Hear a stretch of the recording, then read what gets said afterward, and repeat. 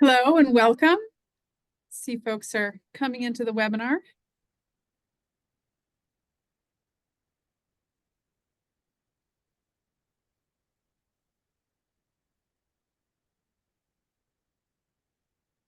We'll get started in just a minute here.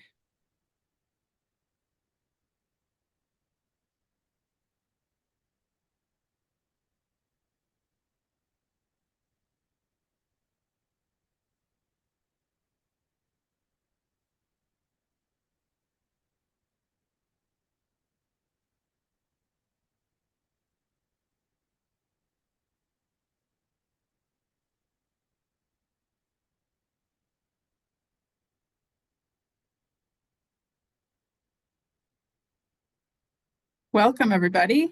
Nice to see so many people joining us today. We will get started momentarily.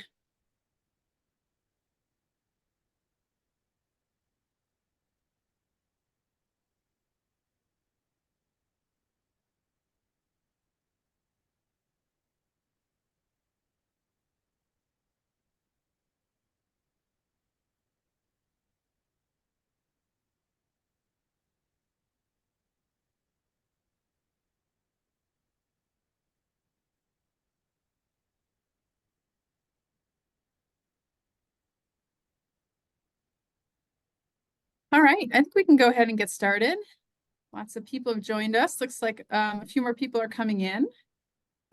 So welcome. Thank you. It's really nice to see you all. We are excited to talk to you today because this webinar is our first one of 2024, and 2024 is our 50th anniversary. That's right, MCEA was founded 50 years ago. In 1974, MCEA was founded on the premise that Minnesota's environment needs the same excellent lawyers that industry has always been able to hire. And since then, MCEA's lawyers have been at the forefront of holding the government and corporations accountable to our environmental laws. So we're happy to be 50 years old. We're also just getting started. And for this year, we are celebrating with a theme that sets the stage for the next 50 years. And that theme is the same name as the webinar today, which is Defending True North. Defending, of course, because we're primarily a legal organization. I think that's how most of you know us. Our mission is to use law and science to defend Minnesota's environment and the health of its people. And over the past 50 years, we have brought more legal actions to protect our environment than any other group. And our laws are better for it. And they lead us towards true north. Because true north isn't a location, it's a set of values that guides MCEA in our work to defend Minnesota's environment and the health of its people. So under this theme of Defending True North, we'll have a series of events and conversations this year. There will be webinars like this one, highlighting important work. There will be gatherings across the state. And of course, our fall event that many of you have probably attended will be bigger and more fun than ever. So welcome, I am Kathryn Hoffman. I am the CEO of MCEA. And with me today is Leigh Currie. Leigh is our Director of Strategic Litigation. One more reminder before we get started here, MCEA is powered by donors like you.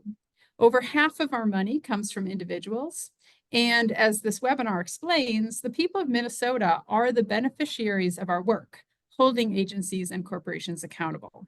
So if you like what you hear, please go on over to our website at mncenter.org and make a gift or become a sustainer. Thank you.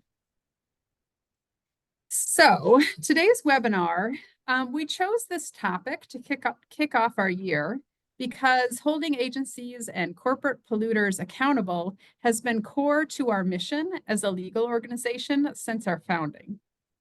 And 2023 brought us some very visible examples of our agencies falling down on the job and not protecting Minnesotans from environmental harm. The three examples that we're going to talk about here today include the proposed Polymet mine and its water permit, the Smith Foundry and the air pollution problems that it has had, and drinking water pollution in southeast Minnesota. And in each of these cases, the state agencies acted more in the interest of companies than in the interest of Minnesotans. And it took a third party, a court, or the EPA in some cases, to step in and expose that problem. And MCEA, as a watchdog organization with our partners and our clients, has and continues to play an important role in each of these cases. And so we'll talk about those situations. There are other examples that probably folks can name. The water gremlin case, Northern Metals in North Minneapolis.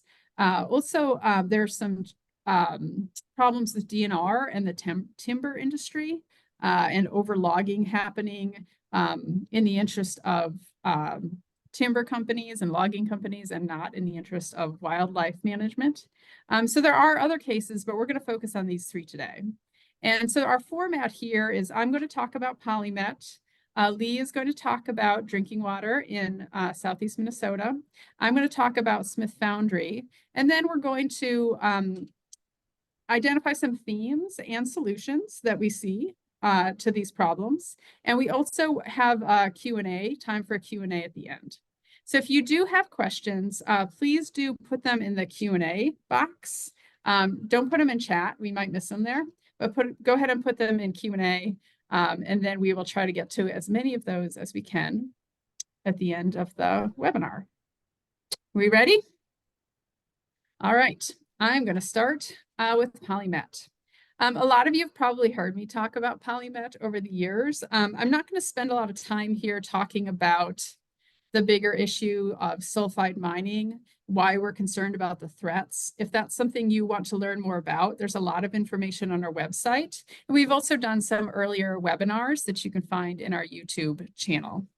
So what I'm going to focus on here is a very specific story of PolyMet's water permit and some comments that the state agencies hid from the public. So the proposed PolyMet mine, like a lot of facilities under the Clean Water Act, needed a permit.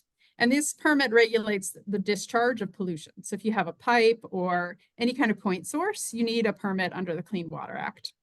And the EPA has oversight authority because of that. And also because this was our first proposed sulfide mine, the EPA has been heavily involved over the years. I mean, the agencies have been contemplating this project since at least 2004, probably earlier. And we know that in particular in later years, the EPA and our state agency, the Pollution Control Agency, would often have 1 or 2 calls or meetings every month to talk about PolyMet, while the EPA was exercising their oversight role under the Clean Water Act. The EPA was also an early skeptic of the project. Some of you might remember that they gave the first draft of environmental review a failing grade back in 2010. So when PolyMet's permit was finally issued in 2018, prior to that, there was a public comment, and EPA did not comment. Like, it was silence, radio silence from them.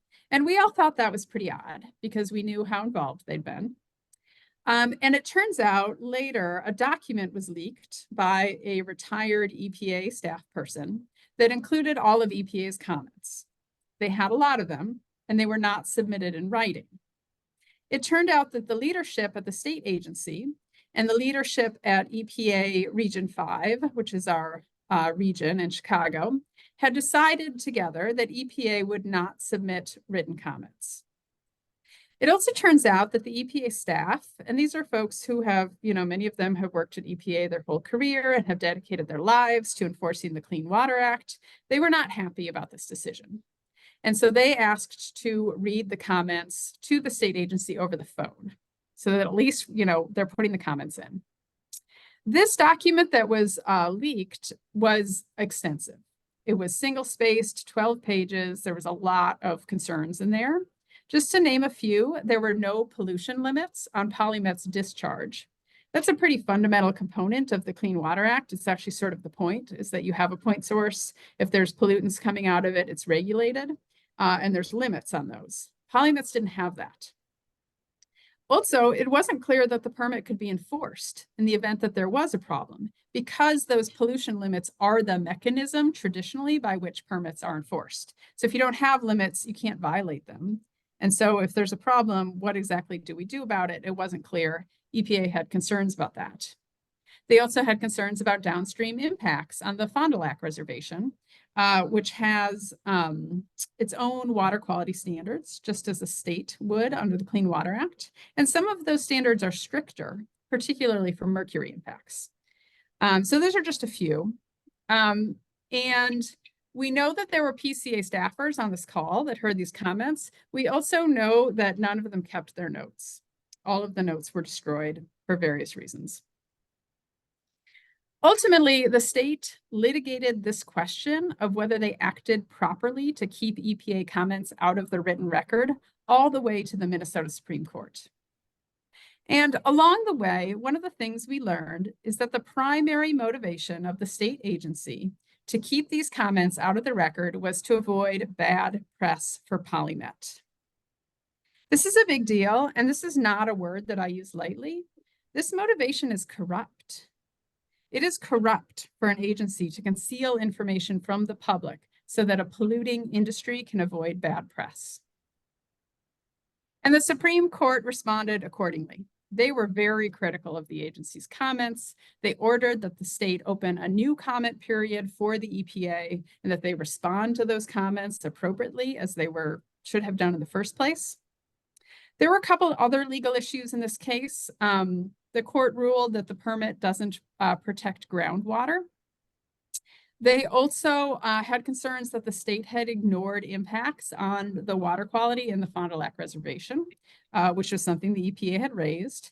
And they gave some fairly clear language, particularly in a concurring opinion that the majority of justices did sign, about the importance of giving deference to comments from tribes as sovereign nations. And while these are less obvious as a sign of misconduct, I think they're important because they're just as much a symptom of the same problem, which was the state agency trying to get a permit out the door while ignoring glaring problems. So a few of the factors that contributed here, of course, for sure, there is the political influence of mining companies. These are massive international conglomerates. The historic importance of the Iron Range politically. It also seems pretty clear in hindsight that the Dayton administration was trying to get a permit out the door quickly before the next administration, which was the Walz administration, took office. The impact here is an erosion of public trust. And so that's our primary concern as a watchdog organization. We don't want to see that happen. So that's just the first example. Now I'm going to pass it off to Leigh to talk about water quality and drinking water in Southeast Minnesota. Yeah, thanks, Kathryn. So I'm going to give a little bit of background about this issue, talk about kind of what happened, where things stand now, and then talk a little bit about sort of the factors that led us here. How did we get to where we are? So we're talking about nitrate pollution of drinking water. And nitrate pollution from agricultural products is a long-standing issue in Minnesota.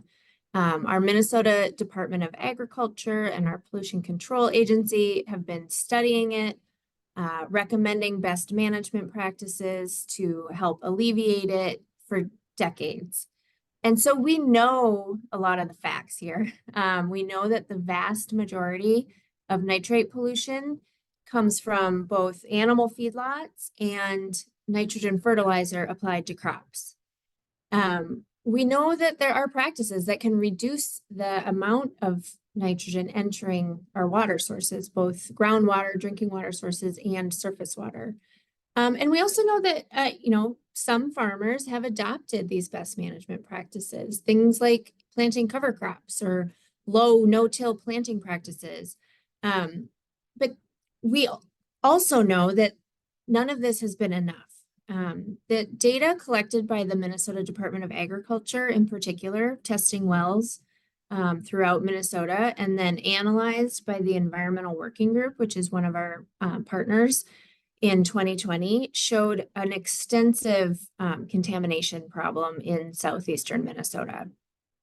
And southeastern Minnesota is particularly vulnerable to contamination of drinking water because of its geology. So anything applied at the surface in that area can quickly infiltrate through porous bedrock and shallow bedrock into groundwater sources. In other areas of the state where we have different geology, that the nitrogen that's applied at the surface has time as it infiltrates through the soil to naturally dissipate. And so there's a reason we have this concentration of contamination in southeastern Minnesota. And exposure to high levels of nitrate in drinking water can cause a myriad of health problems. Particularly at risk are infants and pregnant women. So, this does present a major public health issue when, by some estimates, 10,000 people are drinking contaminated well water in southeastern Minnesota. So, MCEA has been working for years to try to get state agencies to do more to curb sources of nitrate pollution. We've commented on permits for feedlots. We've commented on changes to agricultural and feedlot rules. But we haven't seen the level of, we haven't seen the reaction and the level of changes we think are needed to really make an impact. And again, the data show that we have this persistent contamination issue. So in April of 2023, last April, we compiled all of the evidence that we could find, scientific literature of the contamination problem in southeastern Minnesota, and evidence and assertions that our state and local government units have not been doing enough to address this issue. We submitted that information to the Federal Environmental Protection Agency. And we were asking the Environmental Protection Agency to use its authority under the Safe Drinking Water Act to protect public health from an imminent and substantial endangerment. So where are things, what happened? Where are things now? In November, EPA responded to our submission of information and agreed with us, agreed that there is an imminent and substantial endangerment to human health in southeastern Minnesota caused by nitrate pollution, nitrate contamination of drinking water. And they agreed that our state agencies that have jurisdiction over sources of that pollution have not been doing enough to control it. They said you have, to the agencies, you have tools you can use, and we expect you to use them to, to a greater extent. Essentially, you can't sit on the power you have to control this and avoid the issue. You have to do more. And so the letter went to the Pollution Control Agency, the Department of Agriculture, and the Department of Health, which really deals with the near-term immediate public health issues, things like getting safe alternative sources of drinking water to people, making sure people actually test their wells. A lot of people don't even know if their well water is contaminated. Getting an inventory of the number of wells in this area of the state. So something that right now we don't even know where and how many wells there are. So Department of Health is included in this and is tackling those aspects of the problem. And these three agencies collectively submitted a work plan back to the Environmental Protection Agency on January 12th.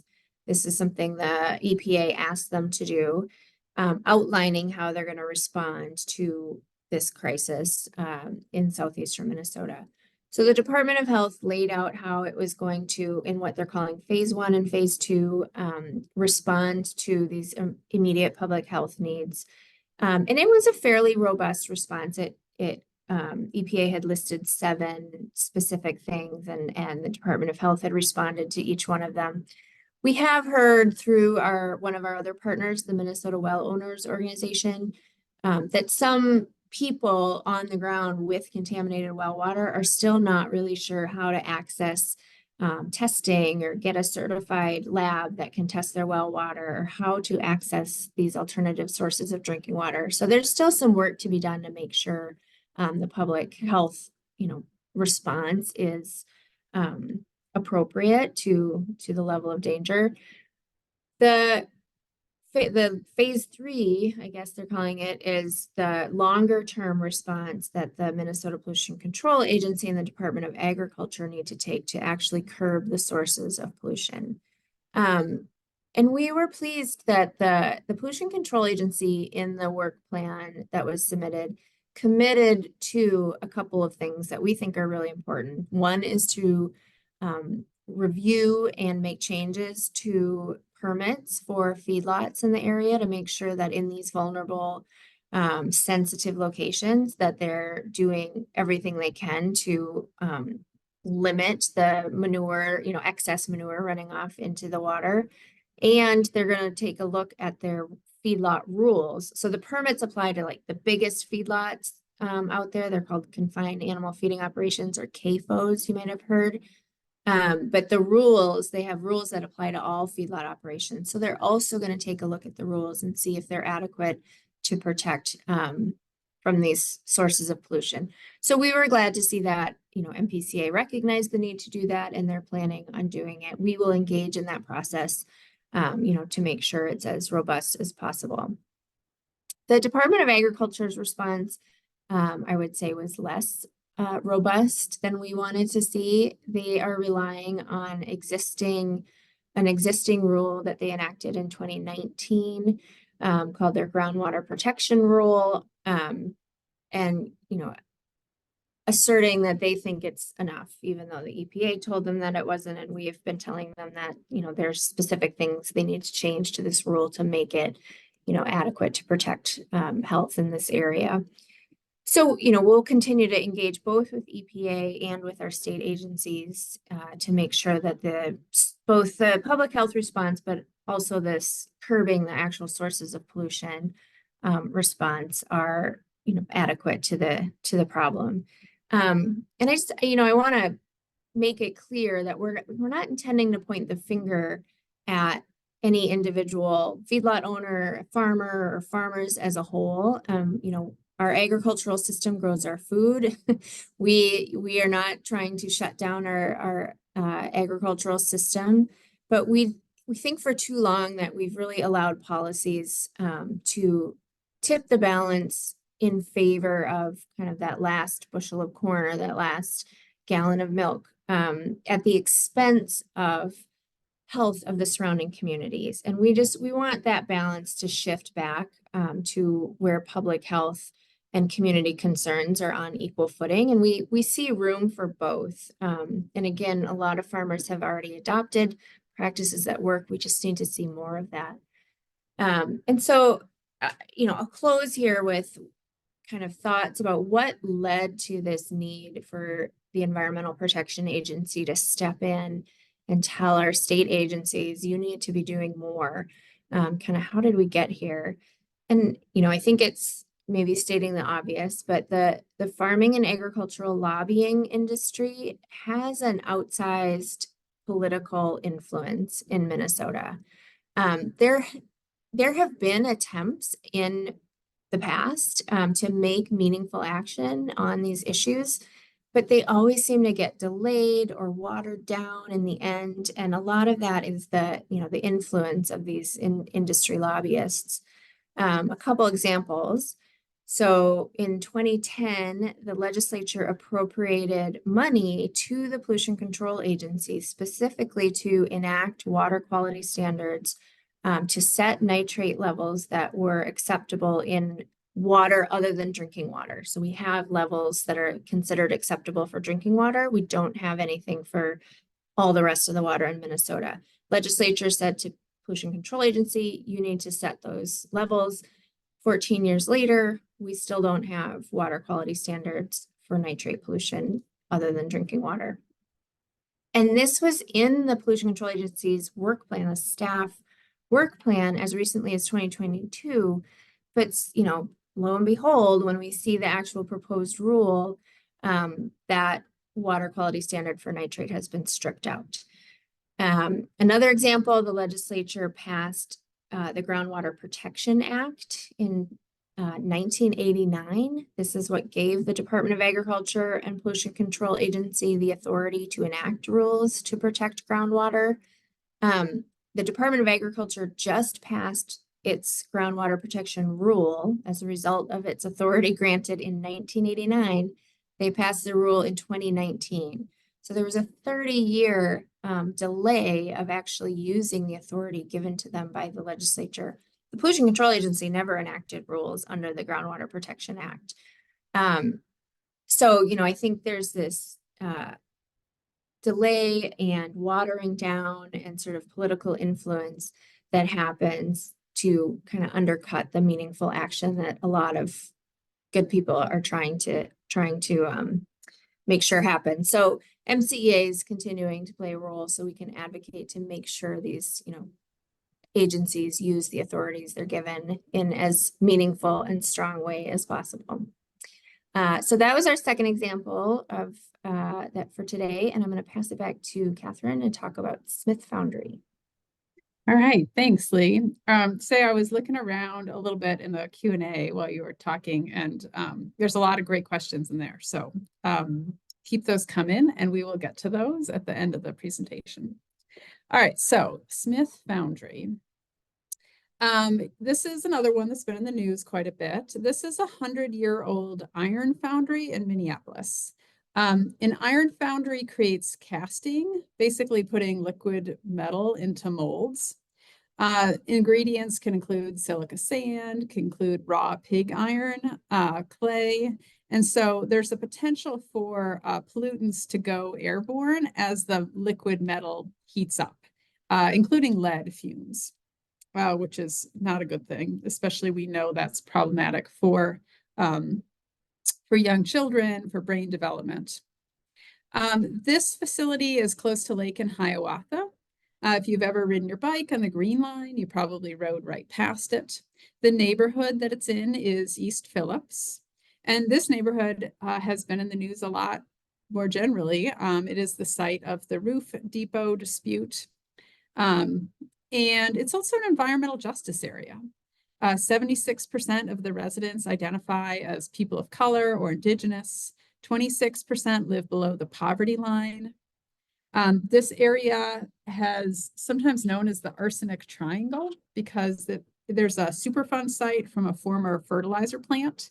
And the Superfund site, and this is unfortunately not an uncommon strategy, what they do is they're not, it's not like they dig up all the contaminated soil and put in clean fill. Like the arsenic contaminated soil is still there, they just capped it. And so the residents are often concerned about construction, for example, kicking up arsenic in the soil and exposing the residents. And generally in this area, we see a little or no buffer between heavy industry and residential areas. And the residents have been concerned about the Smith Foundry for a long time. There are visible emissions, sometimes there are smells, and the location is scary being so close to residences. There's a daycare directly across the street as well. In May of 2023, the EPA did a surprise visit at this facility. And what they found was pretty concerning. So there should be dust control technology in place called bag houses that are designed to keep emissions from going, leaving the facility and going out into the neighborhood. That technology wasn't working. Sometimes it was just like broken, lying on the floor. There were open windows. There were uncontrolled emissions. There was a lack of record keeping on whether the pollution control technology was actually working or not. They're supposed to test for pressure to find out if it's actually capturing the pollutants. There wasn't records of that.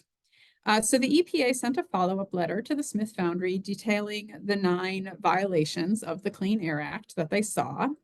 And they particularly noted that because of the lead emissions, these violations could endanger human health and the environment. That information was released publicly in October. And at that point, we also learned some things about PCA's role that were pretty concerning. So the PCA had not done an inspection in this facility in a long time. The PCA had not, according to the spokesperson, had not asked for the relevant documents about the record keeping around the pollution equipment. The company's own documents showed that they had violations of their permit for 5 years. It's not super clear whether the PCA knew that, but they definitely hadn't done anything about it. Earlier this week, we learned that the company admitted to EPA that they do need some additional pollution control equipment for their furnace. Some of those emissions have no controls at all right now. Those emissions are a threat to the workers who work there, as well as the neighborhood immediately surrounding the facility. And they don't have that equipment in place. I'm sure it would take time to do so. So MCEA is part of a coalition with some other groups. Our role, of course, is the lawyers. East Phillips Neighborhood Institute is one of these groups. And we're demanding that this foundry cannot continue to operate without the necessary pollution control equipment in place, and they don't have that.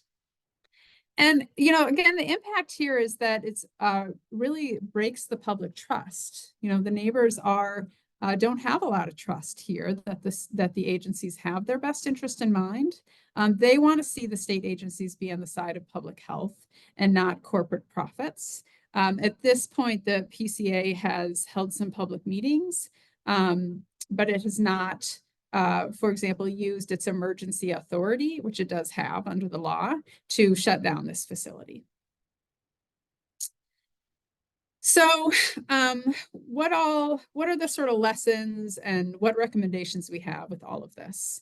One thing I want to say here that I think is important is I want to be clear that MCEA's goal is to strengthen institutions and to keep state agencies true to their missions of protecting the environment, public health, and natural resources.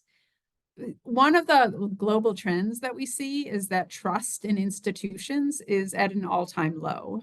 And this is not a good thing for our work protecting the environment.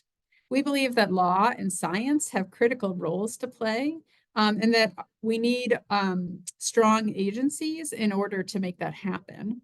And we want the government to do their job protecting people, and that includes the environment. I also want to recognize that there are a lot of good people working in state and federal agencies who want to act in the federal or in the public interest. These are hard jobs. They do get kind of beat up from both sides. And so we're not here to beat up on the agencies. We do not think that they are hopelessly broken, but we do think there are some problems. And we want to recommend some ways that we can be doing better. So I'll have a couple of those, and then Leigh's got a couple too. I think first, it is important to have nonprofits acting as watchdog organizations. It's no secret that corporations wield political power and influence that is outsized in some cases, and that needs counterbalancing, and that there has to be a voice for the environment. This is what MCEA does. We have partner groups that do this as well. We ensure that the environment has a voice, and we can wield the power of law and science on behalf of the public interest. In an ideal world, the agencies would be doing that on their own. They would be acting as those watchdog organizations and not side with corporations the way that we've seen them do in some of these cases. But it's not an ideal world. We have corporations with power, and so we need watchdog groups like MCEA. And those watchdog groups need your support. And so, when we put out petitions or ask you to contact your legislators or your lawmakers and you do that, that does have an impact, and it is an important counterbalancing to those corporate interests. So that's the first thing. The second thing that we would recommend is a cultural shift at the agencies. And this is something that really does need to come from leadership. This isn't a statute. It's not a something that can be mandated. It's really about how do you want to run your organizations? There was a shift that happened probably 30 years ago now, where these state agencies, some of them started to think of corporations as their customers. And when agencies think of companies as their customers, they're going to try to get to yes. To issue the permit, the customer's always right. We've all heard that, to get to what the customer wants. And my suggestion is, instead of thinking of corporations as customers, think of the public as your constituents, or even as your bosses, and your job as enforcing and following the law. There are some, I think, outward indications of this that could be helpful to increase the public trust. For example, starting with public statements. So something that we noticed in the last few years is that after the agency had court losses, the agency's statements to press were often, and this is, we saw this both at DNR and PCA, the agency's statements to press were often in defense of the company. Sort of downplaying the loss, making it seem like it's still a good project, it's still a good permit, this is no big deal, we'll still get there, the project's going to move forward, don't worry. That kind of flavor to it. But really, the courts are partners to the agencies. There should be there, and the courts are there to guide agencies in their interpretation of the law. So, when an agency receives a court decision, the only real appropriate public response for an agency is to say, we appreciate the court's guidance and we look forward to implementing it. That's it. Or, I guess if you're thinking about appealing it, you could say, we appreciate the court's guidance and we'll be reading it carefully, right? But not to double down in favor of a decision that already has pretty clearly favoring corporate interests over the public interest. So that internal cultural shift that we could see external evidence of would be, I think, a really valuable shift. Yeah, and I can highlight a couple other kind of themes and threads we've talked about here. One relates to our legislature. Excuse me. They have a job to make sure that agencies both have resources to do the work they need to do, and the authority that they need to implement the rules and create permitting programs that they need to create.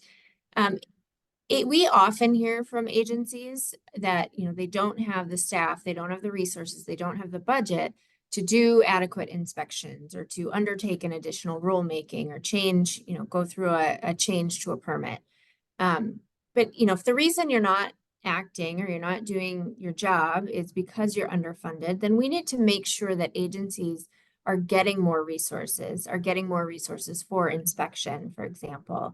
Both the Smith Foundry example that Kathryn talked about and the drinking water contamination in southeastern Minnesota have elements of really low inspection or poor inspection rates.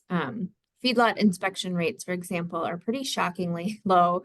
The goal is to inspect 7% a year, which means an operator could expect to get inspected about once every 14 years.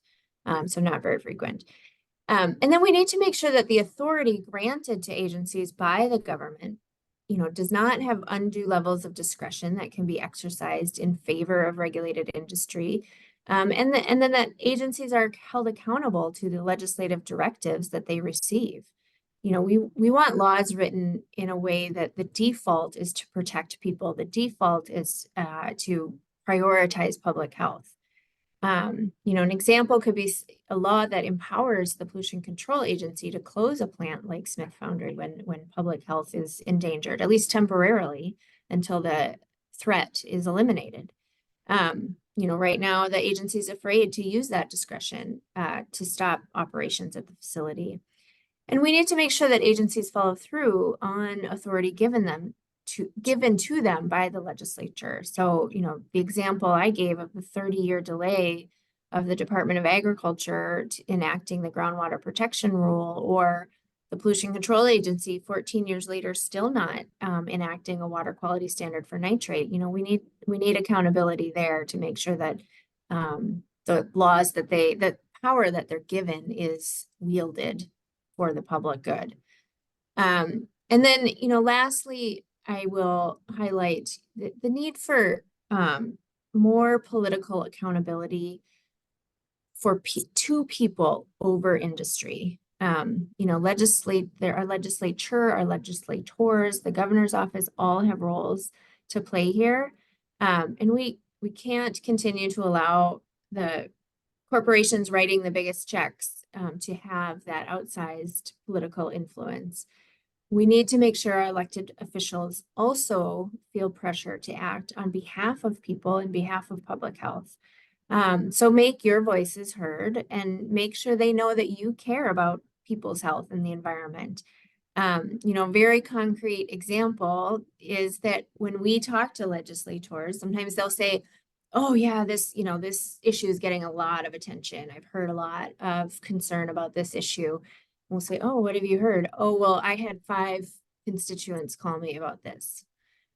So 5 people getting on the phone and calling their representative can make you have an outsized political influence. It seems like a really hot issue when they get a handful, a half a dozen phone calls. So we need to make sure that we're pressuring the other political branches of the government as well, to make sure they're doing their jobs. So that kind of wraps up our examples and our threads. There's been a ton of questions, so thank you for that. I can start with a couple that I was looking at while Kathryn was talking about the Smith Foundry. So there's one question whether taxpayers are on the hook for water testing costs in southeastern Minnesota. So right now it's unclear. The Department of Health's plan does not specifically say who's going to pay for this public health response. We don't think that the taxpayers should be shouldering that burden. We tend to adhere to the polluter pays principle. And so we're advocating for a dedicated fund that would help well owners both remediate the issue and have access to safe drinking water. And so, we're thinking through legislative strategies to try to make sure that there's a dedicated fund that is funded by, for example, a fee on fertilizer sales, so that the well owners that are impacted by that fertilizer pollution can remediate their wells. Kathryn, did you see questions that you wanted to answer? Yeah, I mean, there's a lot. I know. A little bit. So one thing though I see quite a bit of is questions about the Citizens Board.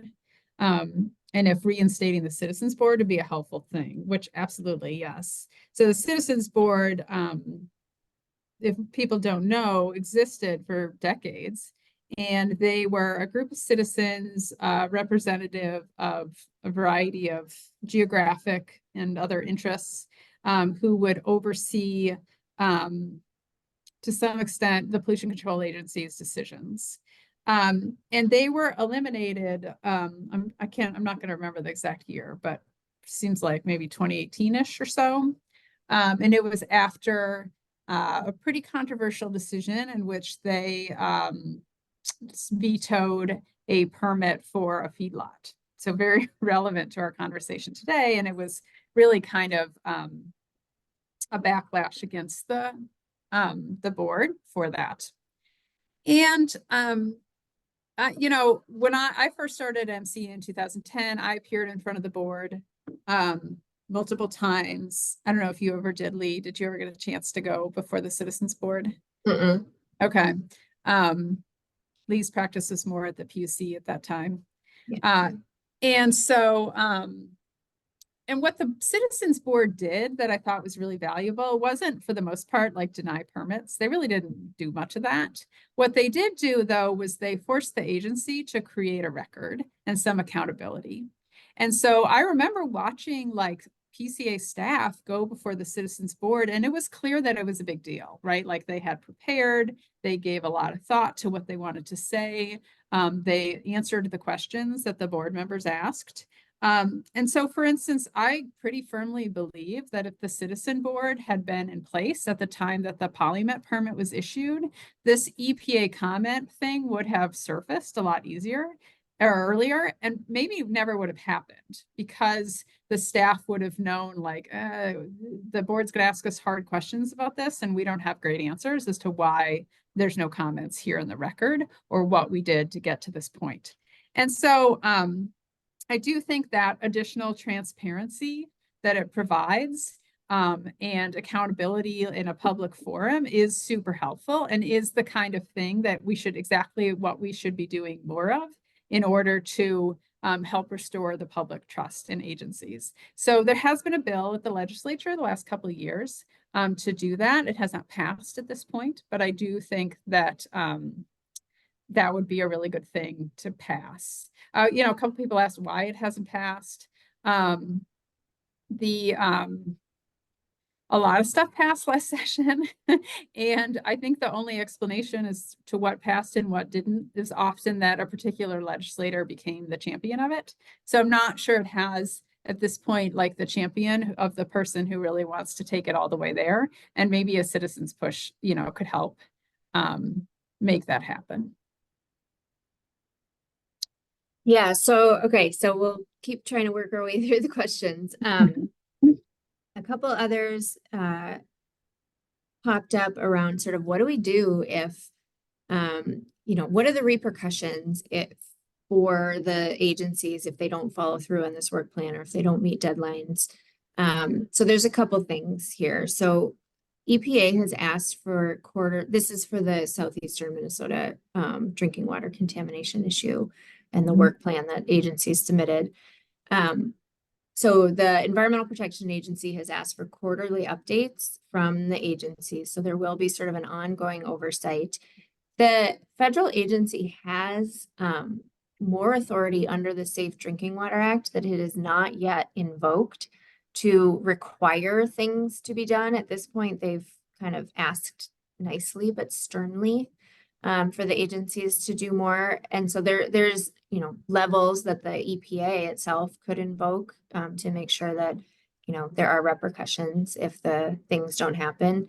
The timeline for the work plan that was part of another person's question is a little concerning to us. It's pretty stretched out, several years before some of these reviews of the rules, or they're planning at technical advisory committee or a task force, I guess, in southeastern Minnesota that's planned to go for 18 months before it makes a recommendation. And so we do think that there needs to be sort of a tightening up of that timeline for the work plan. And that I mentioned the phases. Phase 1 and 2 are happening right now and through the end of this year. Phase 3 is going to be the one that, at least as proposed, stretches out a lot longer. And I'll do one more on this theme. Oh, okay, go ahead. So another question was about the southeastern Minnesota drinking water. One of the responses we've heard from the Department of Agriculture that this attendee has also heard is we need more time for the groundwater protection rule to show its results, because water can take decades to infiltrate into an aquifer. And so if we change practices on the surface, we might not see a change in concentration of pollutants in an aquifer for 10, 20 years.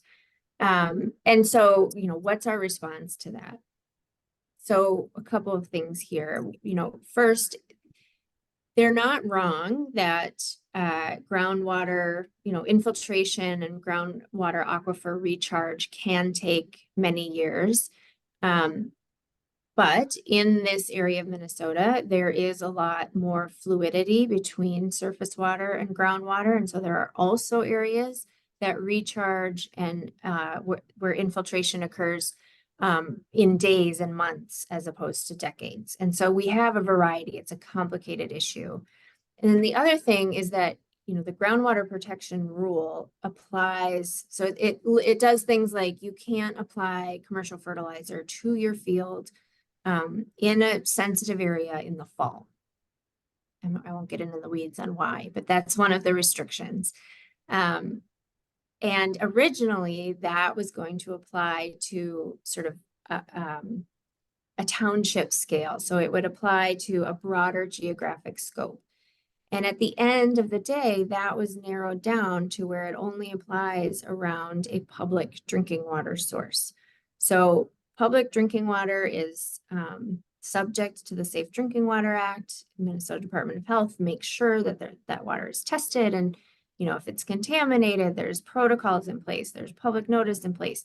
And so this rule is limited to the areas that are already protected under our law and excludes the whole, all of the rural private well owners who have no protection under the law. And so we advocated that the rule should apply to this broader landscape and not to these narrow areas. And so this argument that, well, it takes years to see the results, decades to see the results show up in the aquifer, is really ignoring the fact that what we're advocating for is for this protection that they claim is working really well to be applied at an appropriate geographic scale to actually protect more citizens in that area. And so the changes we're talking about are not necessarily affected by, they need to happen now in order to see results ever, whether they're in a year or 10 years. And, one of the things I'm seeing are some questions about how do we hold agencies accountable. And obviously the courts, we have 3 branches of government, and the courts are there for that as well, but the legislature is also there for that. And so this is also a situation where, letting legislators know, your legislator know that you're not happy with the way that these laws have been implemented, can actually be like surprisingly powerful. There was one question about the dual mandate that DNR has of both promoting mineral extraction and also regulating mining, which is a problem. We saw that in the permit to mine decision, for example, right out the gate, the agency was very clear that, we're issuing this permit to mine pursuant to our authority to promote mineral extraction. And that does create, I think, a problem within the agency, both in terms of how to prioritize those things, but also I think, talking about like public trust and credibility, it's just not a great strategy to have those housed in the same place, because it's hard for citizens to know, what are you acting pursuant to and whose interests are you protecting at this moment, right? There have been bills introduced in prior legislative sessions that take that promotion of mineral extraction piece out of DNR and place it somewhere else. I know DNR has talked about some like lesser strategies of sort of an internal firewall between those staffers. I sort of come down on the side of, I don't know why we have anything in our statutes that promotes mineral extraction. Like, I don't know why we wouldn't just get rid of that entirely. I don't know why we have to shift it to another place or firewall it off. It seems like that's just not a helpful provision to have at this point. I'm pretty confident in the mining industry's ability to advocate for itself without agency help. And it seems that feels like a dated strategy at this point. So I would probably be in favor of just taking that out, because that does, I think, create some like trust issues that really ought to be avoidable. Let's see. So yeah, there's one that's I saw that has come up in some media as well, so I can try to address it here. Why not Sure. Dakota County? Why are the 8 counties that we included in our request to EPA doesn't include Dakota County, which this person points out has sensitive geology as well. And so I can own that decision because I drafted the request to EPA, and it was, we had to constrain our geographic scope to some boundary, right? And so the karst region doesn't follow county lines, but in order to sort of compile data and talk about statistics and demographics, we wanted to limit it to certain counties. And so the 8 counties that I chose were the ones that are wholly within, the whole county is considered karst. Dakota County looked like it was kind of half and half.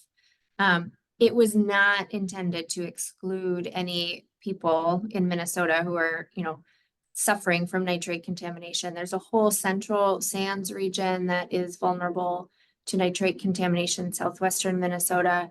And so we recognize that there's a need for statewide change as well. But this particular request to EPA it just needed to be narrowed down. So. Yeah. There's a series of questions in here also about the relationship between state and federal government. And what we saw the Trump administration be generally hostile to environmental regulation. The Biden administration has been much more supportive. This EPA surprise inspection of the Smith Foundry was part of a larger program, we think, that focused on inspections of facilities in environmental justice areas. And concern about, if there's a change of administration again this year, what that means. And I mean, what I can say about that is I think it makes all of this work all the more important, because we're really talking about the credibility and effectiveness of our state agencies and how important that is. And I think our state agencies can play a really important role in maintaining trust and enforcement of environmental laws that's separate from federal agencies. Like, it's really not healthy if the federal agencies are the ones who have to step in all the time and say, not all the time, but in these particular cases at least, and say, hey, you have to enforce these laws, or we're the ones who are going to inspect this facility. For example, that's not healthy. What we really want is the state agencies to have the resources and the willingness and the political backstop to go to do this ourselves and to not have to rely on those federal resources. And so that's really the best outcome, that we could have for the state of Minnesota. And with that, maybe that's a good time to wrap up. So thank you all for joining us. Thanks for all your great questions. There were a ton more that we didn't get to. Feel free to ping us, separately afterwards. I know I recognized a bunch of names in there of donors and supporters and friends of MCEA, and we appreciate all of you and your presence here today. Don't forget, if you enjoyed this and you think this is important work, to head over to our website and to make a gift and to stay tuned all this year for further events under our 50th anniversary. So thank you. Thanks, everyone.